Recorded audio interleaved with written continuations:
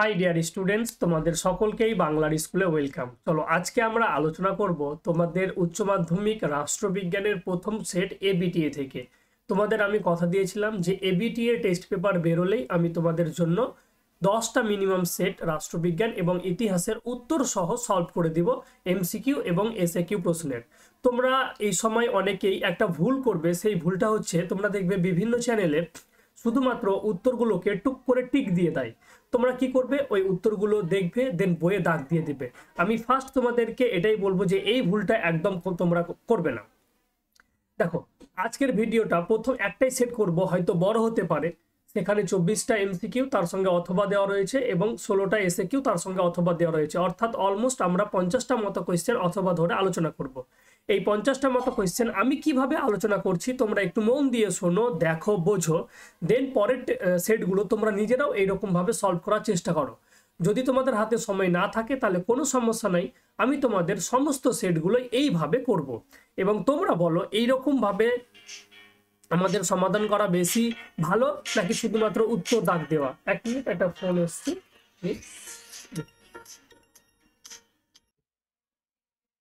তো দেখো, তোমাদের প্রথম সেটের আমি এখানে একটা ছবি তুলে রেখেছি, ঠিক আছে? যদিও আমরা এই ছবি থেকেই সলভ করব না, ঠিক আছে? এই কোশ্চেনের এই যে কোয়েশ্চেনগুলো রয়েছে দেখছো, এগুলোরই আমরা সেম হুবহু কোয়েশ্চেন আলাদা করে টাইপ করেছি এইরকমভাবে। অর্থাৎ আন্তর্জাতিক রাজনীতিতে ভারত একটি কি, তোমাদের একটা জাস্ট মিলিয়ে দিই। তোমাদের মনে হতে পারে স্যার হয়তো অন্য কোয়েশ্চেন নিয়ে করছে। জাস্ট একটা কোয়েশ্চেন যদি আমরা দেখি, প্রথম এমসিকিউ দেখো এখানে কি দেওয়া রয়েছে, যে আন্তর্জাতিক রাজনীতিতে ভারত একটি কি। যেহেতু এই অপশনগুলো ডিটেলসে আলোচনা করার সময় আমি এক্সট্রা যে ইনফরমেশনগুলো বলবো সেগুলো এখানে লিখতে পারবো না।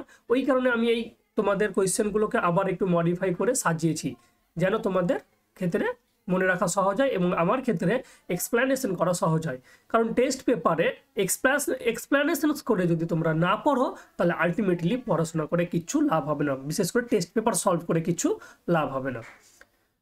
তো যাই হোক, প্রথম এবিটিএ টেস্ট পেপার সলভ করছি বলে তোমাদের জন্য কিছু ইনফরমেশন, কিছু গুরুত্বপূর্ণ কথা বললাম।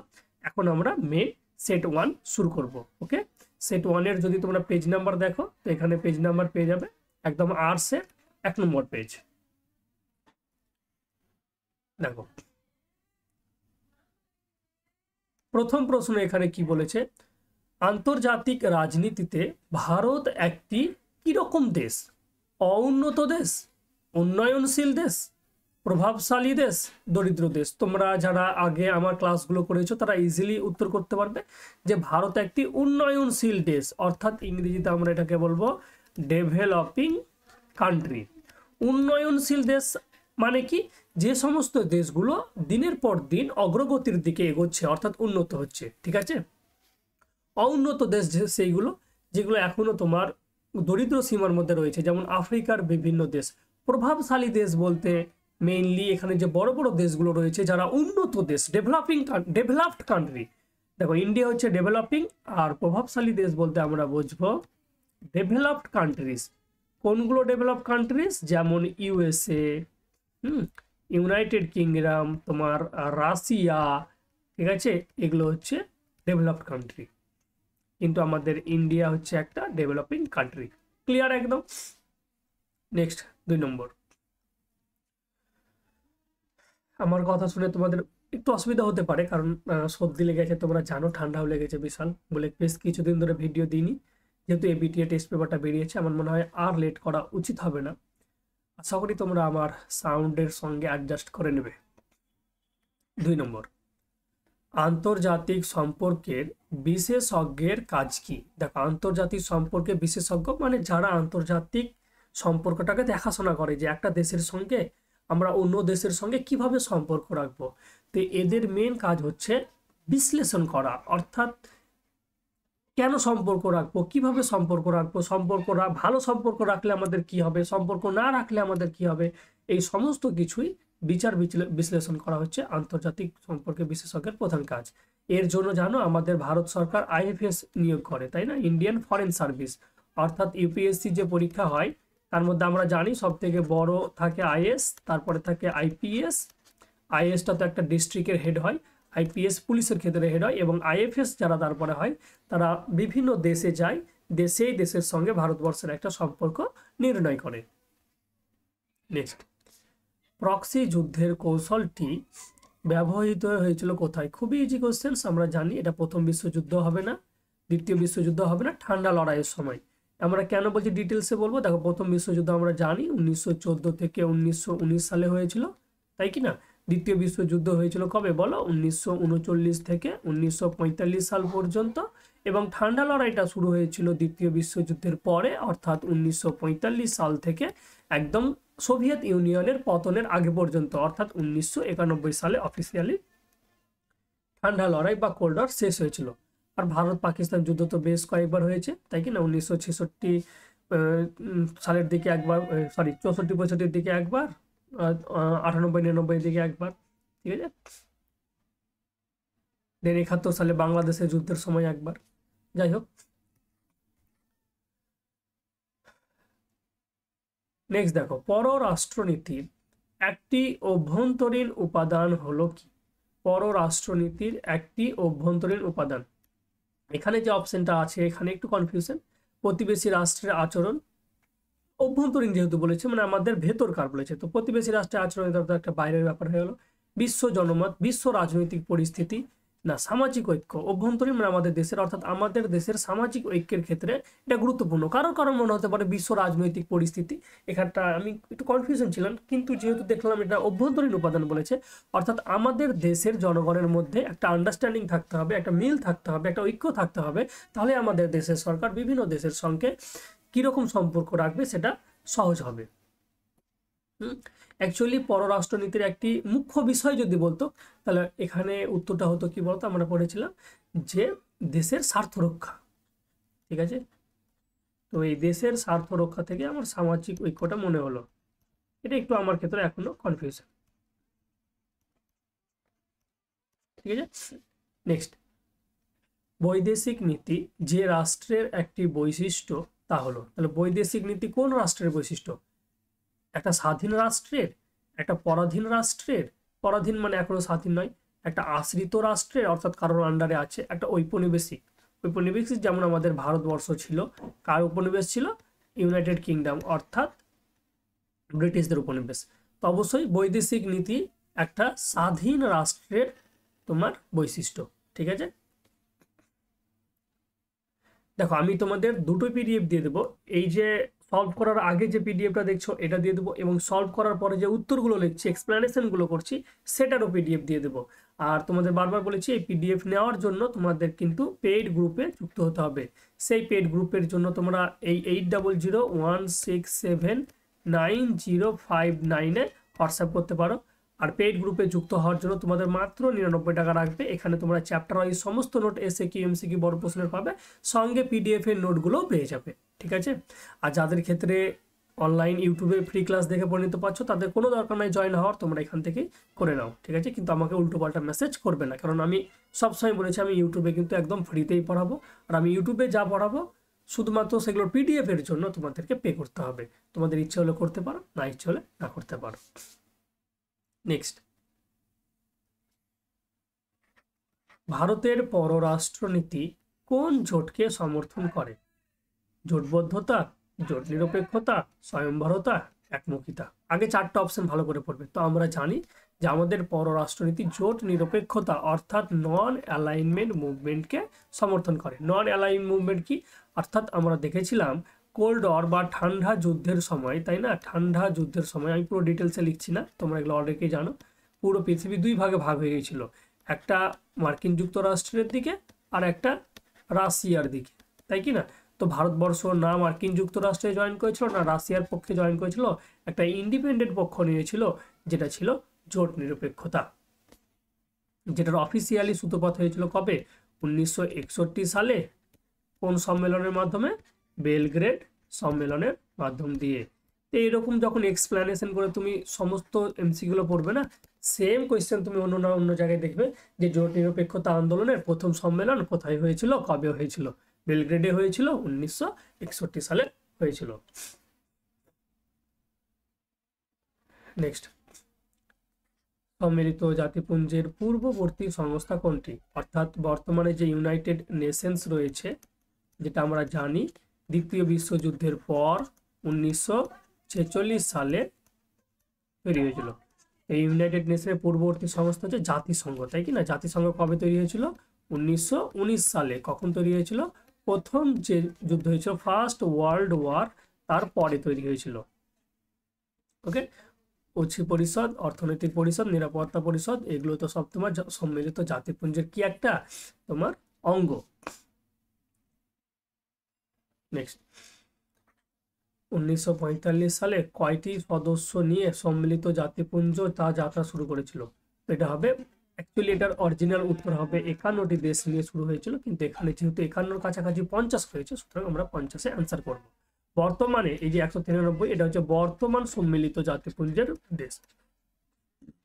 এবং সর্বশেষ যে দেশ সেটা হচ্ছে সাউথ সুদান, অর্থাৎ দক্ষিণ সুদান। ওকে, নেক্সট দেখো। আচ্ছা, তোমরা আমাকে অবশ্যই কমেন্ট করো যে আমি এরকম সমস্ত অপশনগুলো এক্সপ্লেনেশন করে তোমাদের জন্য ভিডিও দেবো, নাকি জাস্ট উত্তরটা রাইট দিয়ে দেবো। ঠিক আছে। নিরাপত্তা পরিষদের অস্থায়ী সদস্যদের কার্যকালের মেয়াদ কত? আমরা জানি নিরাপত্তা পরিষদের দুটো অংশ নিয়ে গঠিত, একটা হচ্ছে স্থায়ী সদস্য এবং একটা হচ্ছে অস্থায়ী সদস্য। যারা স্থায়ী সদস্যের সংখ্যা হচ্ছে 5টি দেশ। কোন কোন 5টা দেশ আমরা জানি? অস্থায়ী সদস্য 10টি। এই 10টি দেশের মধ্যে 2 বছর পর পর এরা চেঞ্জ হয়, এবং এই 10টি দেশকে কে নিয়োগ করে বা সিলেক্ট করে কে? সেটা হচ্ছে সাধারণ সভা, জেনারেল অ্যাসেম্বলি। হ্যাঁ, জাতিপুঞ্জের যে সাধারণ সভা হয়, সব থেকে বড় সভা, এই সাধারণ সভা কোন 10টি দেশ অস্থায়ী মেম্বার হবে সেটা ঠিক করে। দেখবে কোনো না কোনো কোয়েশ্চেনে আছে। নেক্সট, অর্থনৈতিক ও সামাজিক পরিষদের কত অংশ সদস্য প্রতি বছর অবসর নেন? আমরা আগে জানবো যে অর্থনৈতিক ও সামাজিক পরিষদের মোট সদস্য আমরা জানি 54, তাই কি না? এই 54-এর মধ্যে 1/3 অর্থাৎ যদি ভাগ করি 18টি দেশ। হ্যাঁ, তাহলে 1/3 অংশ অবসর নেন 18টি দেশ প্রতি বছর অন্তর। ক্লিয়ার? আই হোপ একদম ক্রিস্টাল ক্লিয়ার। নেক্সট, ভারতের রাষ্ট্রপতি নির্বাচনে ভোট গণনা পদ্ধতিকে কি বলা হয়? দেখো, ভিটো তো হবে না, ভিটো একটা ক্ষমতা, কোটাও হবে না, কোরামও হবে না, এটা হবে ইমপিচমেন্ট। দেখো, ভারতের রাষ্ট্রপতিকে সরানো হয় তাও ইমপিচমেন্ট পদ্ধতিতে, নির্বাচন করা হয় তাও ইমপিচমেন্ট। অ্যাকচুয়ালি এই জায়গাটা আমার কেমন কনফিউশন আছে, তো এই অপশনগুলো থেকে, ঠিক আছে, ইমপিচমেন্ট পদ্ধতি সরানো যায়, ইমপিচমেন্ট পদ্ধতিটাই এখানে আনসার ধরা হবে। ওকে, আচ্ছা, আমি এখানে একটু কনফিউশন, হ্যাঁ, ইমপিচমেন্ট আর কোটার মধ্যে। আমি তোমাদের একটু দেখে কমেন্টে জানাবো। তোমরা যদি কেউ জেনে থাকো তো আমাকে কমেন্ট করে অবশ্যই জানাতে পারো।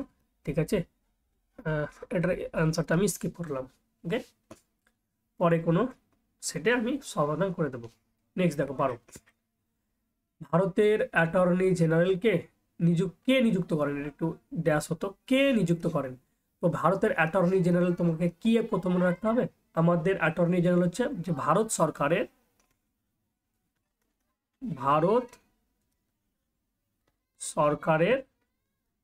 তোমার উপদেষ্টা, ভারত সরকার আইন বিষয়ক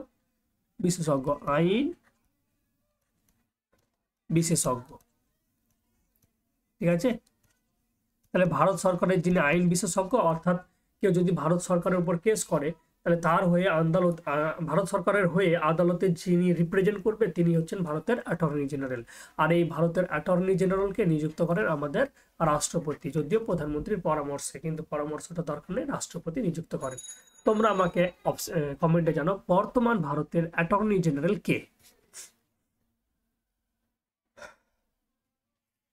দেখো, তোমরা অনেকেই মনে করো স্যারেরা কমেন্টে করতে বলে এই কারণে যে স্যারেদের রিচ বাড়বে। দেখো, আমাদের রিচ বাড়ানোর থেকেও তোমাদের ব্রেনের বা তোমাদের নলেজ বাড়বে এই দিকটা দেখো। ঠিক আছে, কারণ কমেন্ট করতে বলা হয় এই কারণে, যখন আমরা লাইভ না পড়িয়ে অফলাইন পড়াই তখন কিন্তু ছেলে মেয়েদের প্রচুর কোয়েশ্চেন করি, অ্যান্সার বলতে বলি, তারা তো তখন অ্যান্সার করে, তখন কি সময় নষ্ট হয় না? হয়।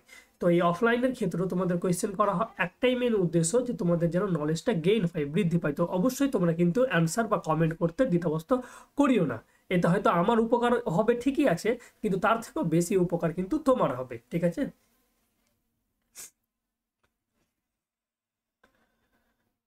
নেক্সট, ভারতীয় সংসদের অবিচ্ছেদ্য অঙ্গ। তো আমরা জানি আমাদের সংসদ মোট 3টি অংশ নিয়ে গঠিত, তাই না? একটা হচ্ছে উচ্চ সভা, একটা হচ্ছে নিম্ন সভা বা লোকসভা, আর একটা হচ্ছে তোমার রাষ্ট্রপতি। তাহলে এখানে অপশন কি হয়ে যাবে? রাষ্ট্রপতি, তাই তো। 14 নম্বর কোয়েশ্চেন, রাজ্য আইনসভার উচ্চ কক্ষর নাম কি? তাহলে আমরা জানি যে আমাদের ভারতবর্ষের সমস্ত রাজ্যেই আইনসভা নেই, এখনো পর্যন্ত মোট 7টি রাজ্যে রয়েছে। কি কি রাজ্যে ডিসকাস করেছি?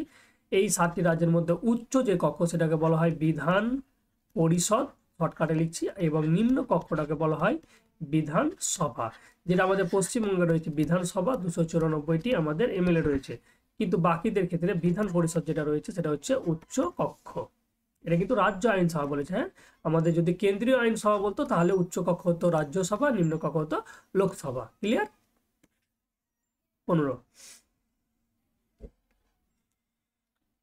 সুপ্রিম কোর্টের বিচারপতি হিসাবে নিযুক্ত হতে হলে ন্যূনতম বয়স কত হতে হবে? দেখো, সুপ্রিম কোর্টের বিচারপতি হতে গেলে কোনো বয়সের শর্ত নেই, হ্যাঁ, ঊর্ধ্বসীমা কোনো নেই।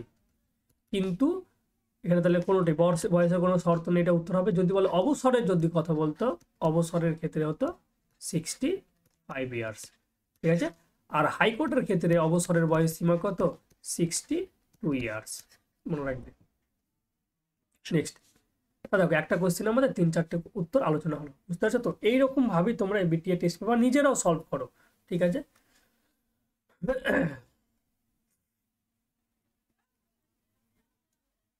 নেক্সট, বিচার বিভাগীয় সমীক্ষার অধিকার আছে। তাহলে বিচার বিভাগীয় সমীক্ষার অধিকার কার রয়েছে? অর্থাৎ কোনো একটা জিনিস নিয়ে বিচার চলছে, সেখানে সমীক্ষা করতে পারে একমাত্র সুপ্রিম কোর্ট, ঠিক আছে। নেক্সট, কোন ধারা বলে হাইকোর্ট মৌলিক অধিকার রক্ষা লেখ জারি করে? দেখো, হাইকোর্টের কথা বলেছে, তাহলে হাইকোর্ট মৌলিক অধিকারের জারি করে 226 নং ধারা অনুসারে। যদি এটা সুপ্রিম কোর্ট বলতো তাহলে এটা হয়ে যেত 32 নম্বর ধারা অনুসারে। তাহলে হাইকোর্ট বলেছে উত্তর 226, অনেকে 32 করবে, কিন্তু 32 কার ক্ষেত্রে বললাম? Supreme court. এই দুটো তো এদের সঙ্গে সম্পর্কযুক্ত নয়। দেখো, 226, 326 তোমাদের পরীক্ষায় কনফিউশন লেগে যেতে পারে, বলে কেমন ভাবে অপশনটা দিয়েছে, দেখছো। নেক্সট, সুপ্রিম কোর্টের আছে, সুপ্রিম কোর্টের কি রয়েছে? মূল এলাকা, আপিল এলাকা, পরামর্শদান এলাকা, মূল, আপিল ও পরামর্শ, 3টে। তো আমরা জানি সুপ্রিম কোর্টের প্রধান 3টি এলাকা রয়েছে, যেটা আমরা বড় কোশ্চেনে আলোচনা করেছিলাম, তাই কি না? অর্থাৎ মূল এলাকা, আপিল এলাকা এবং পরামর্শদান এলাকা। মূল এলাকা অর্থাৎ অরিজিনাল জুরিডিকশন ইংরেজিতে বলা হয়, যেখানে সুপ্রিম কোর্ট ডিরেক্টলি হস্তক্ষেপ করে। আপিল অর্থাৎ তোমার হাইকোর্টের কোনো একটা কেস চলছে, সেখান থেকে তুমি সুপ্রিম কোর্টে যেতে পারো। এবং পরামর্শ, সুপ্রিম কোর্ট নিচের কোনো আদালতকে পরামর্শ দিতে পারে। ক্লিয়ার? নেক্সট, খুব ইম্পর্টেন্ট এবং আমার একটা ফেভারিট কোশ্চেন, জাগো গ্রাহক জাগো প্রচারকটি হলো। দেখো, এটা আমাদের সম্ভবত কোয়েশ্চেনে ছিল না। যতগুলো কোয়েশ্চেন আলোচনা করলাম, আমি যে তোমাদের এসএকিউ এমসিকিউ এর সাজেশনস দিয়েছি, সম্ভবত এই কোয়েশ্চেনটা ছিল না। অ্যাকচুয়ালি এটা হবে, দেখো, জাগো গ্রাহক, গ্রাহক মানে কি? গ্রাহক মানে হচ্ছে ক্রেতা, তাই কি না? তাহলে এখান থেকে আমরা বুঝে যাব যে এটা কোন আদালত? এটা হবে ক্রেতা সুরক্ষা আদালতের স্লোগান। অর্থাৎ ক্রেতারা যেন না ঠগে, হ্যাঁ, সেই কারণে এটা ক্রেতাদেরকে একটা তোমার কি করছে?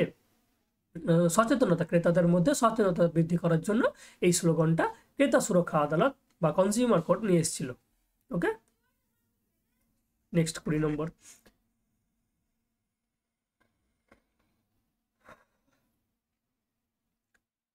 সুপ্রিম কোর্টের অস্থায়ী বিচারপতিদের কার্যকাল নির্ধারণ করেন কে? তাহলে সুপ্রিম কোর্টের যারা অস্থায়ী বিচারপতি আছে তাদের কার্যকাল নির্ধারণ করেন সুপ্রিম কোর্টের প্রধান বিচারপতি। হ্যাঁ, দেখো, যদি বলে সুপ্রিম কোর্টের বিচারপতিদের নিয়োগ করেন কে, তাহলে নিয়োগ করার কথা বললে বলতাম রাষ্ট্রপতি। কিন্তু যদি অস্থায়ী বিচারপতিদের কার্যকাল নির্ধারণের কথা আসে তাহলে সেটা হচ্ছে সুপ্রিম কোর্টের প্রধান বিচারপতি। নেক্সট, পঞ্চায়েত ব্যবস্থার দেয়াস স্তর হলো পঞ্চায়েত সমিতি। আমরা জানি এটা হবে দ্বিতীয় স্তর। তাহলে এখান থেকে খুব ইম্পর্টেন্ট কোয়েশ্চেন, প্রথম স্তরের নাম কি? প্রথম স্তরের নাম হচ্ছে গ্রাম সভা বা গ্রাম সংসদ। দ্বিতীয় স্তর তো আমরা বুঝতে পারলাম পঞ্চায়েত সমিতি, এবং তৃতীয় স্তর হচ্ছে কি? জেলা পরিষদ। ওকে, জেলা পরিষদ। তাহলে 3টে স্তর, এটা সর্বনিম্ন, এটা মধ্য এবং এটা সর্বোচ্চ। ক্লিয়ার? আশা করি তোমাদের কাছে এগুলো কতবার আমরা পড়েছি, তাই না? নেক্সট, পশ্চিমবঙ্গে প্রথম পঞ্চায়েত নির্বাচন অনুষ্ঠিত হয়েছিল কবে? খুবই ইম্পর্টেন্ট। দেখো, প্রথম পঞ্চায়েত নির্বাচন অনুষ্ঠিত হয়েছিল 1978 সালে, নো কনফিউশন। প্রথমবার সিপিআইএম জিতে এসেছিল 1977 সালে। দেন সিপিএম আসার পর এই ত্রিস্তরের প্রথম তোমার পঞ্চায়েত ইলেকশনটা হয়েছিল। নেক্সট, ড্যাশ হলেন ব্লকের বিকাশমূলক কার্যের উত্তরকর্তা। তাহলে বিকাশমূলক কি মানে? ডেভেলপমেন্ট, অর্থাৎ বিডিও ব্লক ডেভেলপমেন্ট অফিসার হলেন ব্লকের বিকাশমূলক কার্যের উদ্যোক্তা। নেক্সট, একটা ইম্পর্টেন্ট কোশ্চেন, অনেকে ভুল করবে, যে কর্পোরেশনের আমলাতান্ত্রিক প্রধানকে। আমলা কাদেরকে বলতো? আমলারা হচ্ছেন সরকারি কর্মচারী। ওকে, সরকারি কর্মচারী। তো অনেকে কি করবে? মেয়র, তাই না? কিন্তু মেয়র তো সরকারি কর্মচারী নয়, মেয়র তো ইলেকশনের মাধ্যমে জয়ী হয়েছে, তাই কি না? এটা হচ্ছে অস্থায়ী। তাহলে সরকারি কর্মচারী হচ্ছে কমিশনার। খুবই ইম্পর্টেন্ট আনসার এটা, হ্যাঁ, কমিশনার আমরা রাখবো। আমলাতান্ত্রিক যদি বলা হয় এমনি হেডকে, তাহলে বলতাম মেয়র, ঠিক আছে? বা এটা অনেক সময় ঘুরিয়ে দেয়, আমলাতান্ত্রিকের জায়গায় প্রশাসনিক দিয়ে দেয়, তাও সেক্ষেত্রেও কি হবে? কমিশনার, কারণ প্রশাসনের ক্ষেত্রে হেড হচ্ছে কমিশনার। নেক্সট দেখো, আমাদের তাহলে 24টা এমসিকিউ শেষ হলো। তোমরা বলো, আমরা কি শুধুমাত্র 24টা এমসিকিউ আলোচনা করলাম, না 24 × 3 মিনিমাম 70 থেকে 80টা এমসিকিউ আলোচনা করলাম? তোমরা আমাকে কমেন্টে জানাও, ঠিক আছে? আর তোমরা কি করতে? টুক করে অ্যান্সারগুলো মুখস্থ করে নিতে। কোনো লাভ হতো? কিচ্ছু লাভ হতো না, পরীক্ষায় গিয়ে পারতে না। পরীক্ষায় গিয়ে আগে কোয়েশ্চেনটা ভালো করে পড়বে, 4টা অপশন ভালো করে পড়বে, দেন অ্যান্সার চুজ করবে। নেক্সট এসিকিউ নিয়ে আলোচনা করবো। ওকে, দেখো এসিকিউতে একটু কম সময় নিব, কারণ এগুলো পড়েছি। জোট নিরপেক্ষতার মূল উৎস কি? তাহলে আমি রিডিং পড়ছি না, তোমরা এগুলো পড়বে। দেখো, জোট নিরপেক্ষতার মূল উৎস হলো, আমরা জানি দ্বিতীয় বিশ্বযুদ্ধের সময়,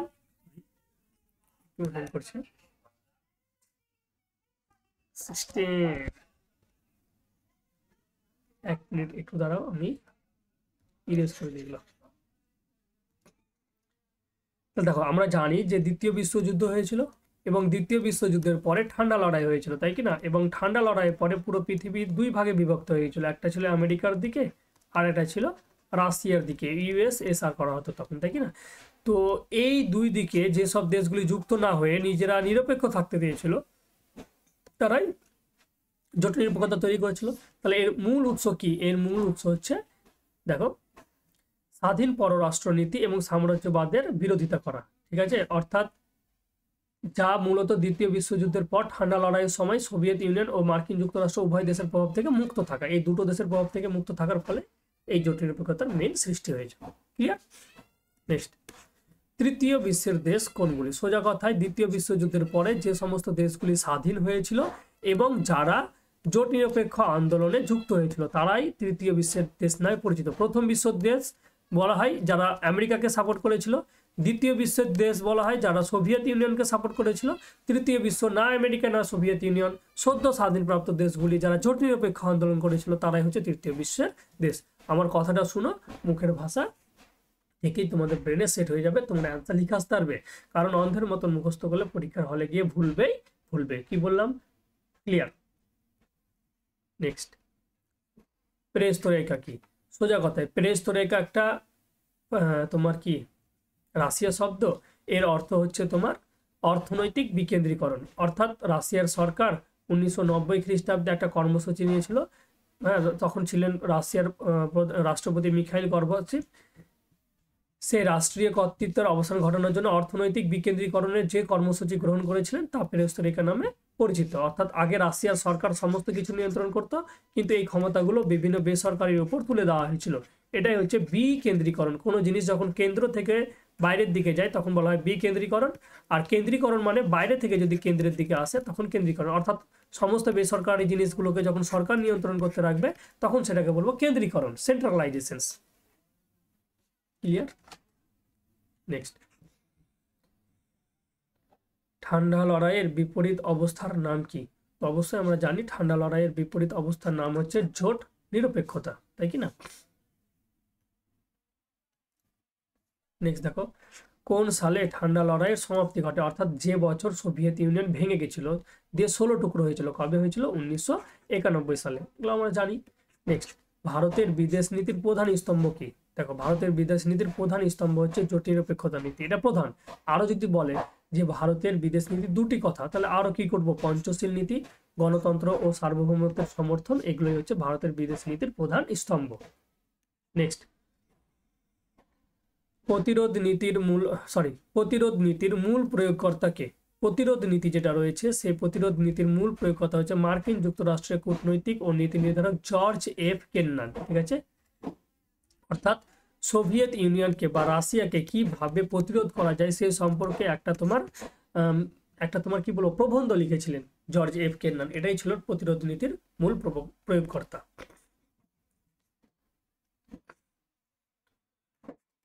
দ্য রিলেশনস অফ নেশনস গ্রন্থের লেখককে। দ্য রিলেশনস অফ নেশন গ্রন্থের লেখক হচ্ছে ডেভিড মিচেল। ঠিক আছে, নেক্সট দেখো সাফটা কি বলতো? সার্কের একটা সংস্থা। সার্ক আমরা জানি মোট 8টি দেশ নিয়ে গঠিত। প্রথমে 7টি দেশ গঠন হয়েছিল, পরে কে যোগ হয়েছিল বলো? কে যোগ হয়েছিল? আফগানিস্তান, তাই কি না? 2007 সালে যোগ হয়েছিল, দিয়ে সাপ্তার মোট সদস্য সংখ্যা হয়েছিল 8 জন। তো 2004 সালে ঠিক আছে একটা তোমার সংগঠন করেছিল যে নিজেদের মধ্যে যেন বাণিজ্য আর অর্থনৈতিক সহযোগিতা বৃদ্ধি করার ক্ষেত্রে। ঠিক আছে, যেটা আলটিমেটলি 2006 সালে কার্যকর হয়। দেখো 2004 সালে সার্ক সদস্য দেশগুলির মধ্যে স্বাক্ষরিত হয় একটি চুক্তি, যা 2006 সালে কার্যকর হয়। কোনটা?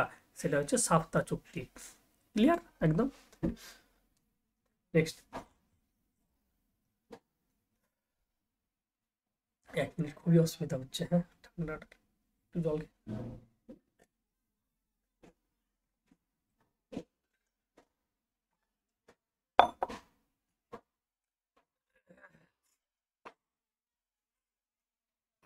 নেক্সট দেখো, বিদেশ নীতি ও কূটনীতির প্রধান পার্থক্য কি?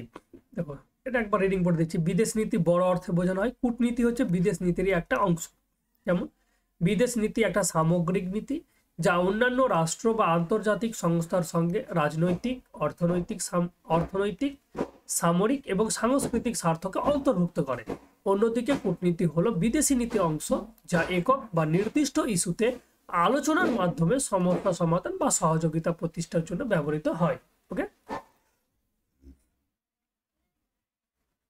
নেক্সট, সম্মিলিত জাতিপুঞ্জের কোন দুটি সংস্থা সনদ সংশোধনে কাজ করে? তো মেইন দুটি সংস্থা, একটা হচ্ছে সাধারণ পরিষদ আর একটা হচ্ছে নিরাপত্তা পরিষদ, তাই কি না?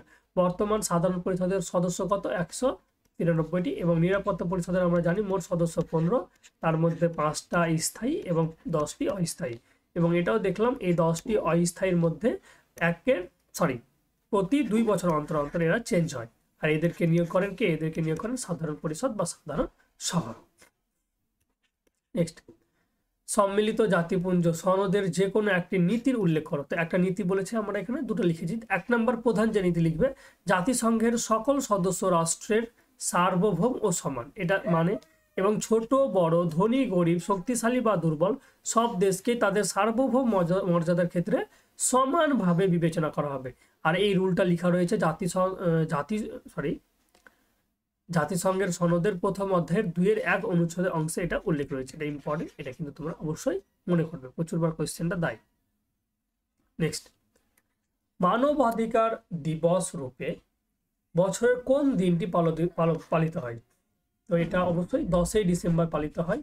এটা প্রথমবার গৃহীত হয়েছিল 1948 সালে জাতিপুঞ্জের সাধারণ সভা দ্বারা। ওকে, নেক্সট ইম্পর্টেন্ট কোশ্চেন, ইউনিসেফ কি? তো ইউনিসেফ আমরা জানি, দেখো ইউনিসেফ হলো জাতিসংঘের একটি বিশেষ প্রতিষ্ঠান যা শিশুদের অধিকার রক্ষা এবং তাদের সুরক্ষা নিশ্চিত করতে কাজ করে শিশুদের ক্ষেত্রে। ওকে, এর পুরো নাম হচ্ছে দেখো United Nations international children's emergency fund. অবশ্যই মনে রাখবে, এটা প্রথম প্রতিষ্ঠিত হয়েছিল 1946 খ্রিস্টাব্দে, কিন্তু জাতিপুঞ্জের সঙ্গে যুক্ত হয়েছিল 1953 খ্রিস্টাব্দে। এই সমস্ত ইনফরমেশনগুলো আমি এক্সট্রা দিয়ে রেখেছি শর্ট কোশ্চেনের জন্য। জাস্ট এইটুকু লিখলেই তোমাদের 1 নম্বরে যথেষ্ট। এবং অনেক সময় ফুল ফর্ম দেয় বলে আমি ফুল ফর্মটাও দিয়ে রেখেছি। নেক্সট, দ্বৈত ভেটো কি? দ্বৈত ভেটো বা পাওয়ার ভেটো বলতে কি বলতো? আমরা জানি যে জাতিসংঘে 5 জন দেশ আছে, 5টি দেশ। মনে করো 5টি দেশের মধ্যে 4টি দেশ একটি বিষয়ে সহমত দিয়ে দিয়েছে, ঠিক আছে, কিন্তু একটি দেশ রাজি হচ্ছে না। সে যখন তার ভেটো প্রয়োগ করবে তখন সেটাকে বলছি দ্বৈত ভেটো। অর্থাৎ জাতিপুঞ্জে বা যে কোনো বিষয়ে যখন সমস্ত দেশগুলি রাজি হয়ে গেছে কিন্তু কোনো একটা দেশ তার সম্মতি জ্ঞাপন করেনি, তখন সেটাকে বলা হয় ভেটো পাওয়ার বা দ্বৈত ভেটো। ওকে, এটা অনেক সময় রাশিয়া ব্যবহার করে থাকে, আবার রিসেন্টলি তোমার ইসরায়েল প্যালেস্তাইন যুদ্ধে ইসরায়েলের উপর চাপ সৃষ্টিতে আমেরিকাও ব্যবহার করে থাকে। ঠিক আছে, নেক্সট,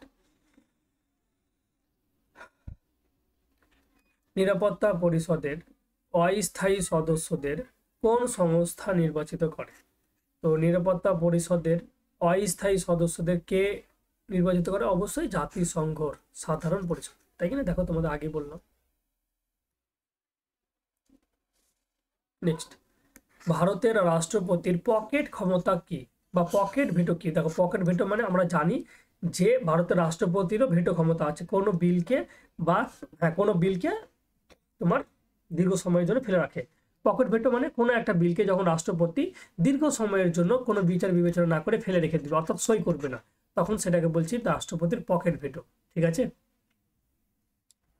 দেখো এমন একটি ক্ষমতা যার মাধ্যমে রাষ্ট্রপতি একটি বিল বা প্রস্তাবকে কোনো কারণে দীর্ঘ সময়ের জন্য স্থগিত রাখতে পারে। নেক্সট, ভারতের উপরাষ্ট্রপতি কিভাবে নির্বাচিত হয়? তো এটা আমরা জানি যে ভারতের উপরাষ্ট্রপতি আমাদের যে লোকসভা আর রাজ্যসভার নির্বাচিত সদস্য রয়েছে, অর্থাৎ লোকসভায় নির্বাচিত সদস্যের সংখ্যা, নির্বাচিত বলছি 543 জন, এবং রাজ্যসভায় নির্বাচিত সদস্যের সংখ্যা 232 জন, তাই কিনা? বাকিরা যে 13 জন আছে এটা তো মনোনীত হন রাষ্ট্রপতির দ্বারা, এবং এখানে আগে 2 জন মনোনীত হতো, এখনো হয় না, তাই কিনা? যারা মনোনীত হয় তাদের ক্ষেত্রে কিন্তু যারা নির্বাচিত অর্থাৎ জনগণ যাদেরকে নির্বাচন করেছে, এখানে 543 আর এখানে 232, তারাই উপরাষ্ট্রপতির নির্বাচনে অংশগ্রহণ করতে পারে। ঠিক আছে, কিন্তু যখন অপসারণ করবে তখন সমস্ত এমপি পাবে, অর্থাৎ নির্বাচিত প্লাস অনির্বাচিত উভয়, কখন অপসারণের ক্ষেত্রে। নেক্সট, ভারতের একটি অঙ্গরাজ্যের সাংবিধানিক প্রধানকে? তাহলে ভারতের একটা অঙ্গরাজ্যের সাংবিধানিক প্রধান হচ্ছে সংশ্লিষ্ট রাজ্যের রাজ্যপাল, যেমন আমাদের পশ্চিমবঙ্গের ক্ষেত্রে রাজ্যপাল। তোমরা বলো আমাদের পশ্চিমবঙ্গের রাজ্যপালের নাম কি? ও আমি বলে দিয়েছি, সরি। তারা আমাদের জানি পশ্চিমবঙ্গের রাজ্যপালের নাম হচ্ছে ডক্টর সিভি আনন্দ বোস, তাই কি না? 2022 সালে নিয়োগ হয়েছে। নেক্সট বলো, সুপ্রিম কোর্টের এখতিয়ার বা এলাকাগুলি কি কি? তো আমরা অলরেডি একটা কোশ্চেনে পড়েছি, দেখো সুপ্রিম কোর্টের প্রধান 3টি এলাকা, মূল এলাকা, আপিল এলাকা এবং পরামর্শদান এলাকা। অথবা দিয়ে গণ আদালতের কার্যাবলী কি? গণ আদালত বা লোক আদালত সেম, মেন কার্যাবলী হচ্ছে অল্প ব্যয়ে এবং খুব তাড়াতাড়ি সাধারণ জনগণকে বিচার পাইয়ে দেওয়ার ব্যবস্থা। ঠিক আছে, এগুলো একটু এক্সট্রা লেখা রয়েছে, তোমরা জাস্ট দেখে রাখবে। ভ্রাম্যমাণ আদালত কোথায় দেখা যায়? ভ্রাম্যমাণ মানে এক জায়গা থেকে আরেক জায়গায় চলমান আদালত। ঠিক আছে, এটা মূলত বাংলাদেশে দেখা যায়। এর মেন কারণ হচ্ছে যে প্রত্যন্ত গ্রামে গঞ্জে বিচার ব্যবস্থাটাকে পৌঁছে দেওয়া, একটা ভালো উদ্যোগ। ঠিক আছে, কিন্তু বাংলাদেশে কতটা বিচার বিবেচনা হয় সেখানকার জনগণ জানে। অবশ্যই বাংলাদেশ নিজেদেরকে অনেক আন্দোলনের মাধ্যমে ডেভেলপ করার চেষ্টা করছে, হয়তো তাদের সময়টা একটু খারাপ, কিন্তু আশা করি আমাদের প্রতিবেশী দেশ হিসেবে আমরা অবশ্যই চাইবো যে বাংলাদেশে যেন শান্তি শৃঙ্খলা বজায় থাকে। ঠিক আছে, নেক্সট দেখো, আর দুটো দেশেরই মিডিয়ার একটু কিছু বাড়াবাড়ি থাকে। আমরা তো দেখবো যে আমাদের দেশের মিডিয়াগুলো অনেক সময় কি দেখবে যে কোনো জিনিসকে বাড়িয়ে চাড়িয়ে বলে।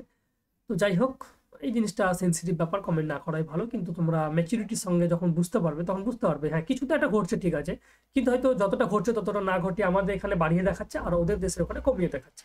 এটা আমাদেরকে নিউট্রাল ভাবে বিবেচনা করতে হবে। নেক্সট কোয়েশ্চেন দেখো, প্রাচীন ভারতের ক্ষুদ্রতম রাজনৈতিক ব্যবস্থা কি ছিল? তো প্রাচীন ভারতের ক্ষুদ্রতম রাজনৈতিক ব্যবস্থা ছিল গ্রাম পঞ্চায়েত বা গ্রাম সভা। ঠিক আছে, যেটা আমাদের পঞ্চায়েত সমিতির একদম সর্বনিম্নের স্তর বা প্রথম স্তর।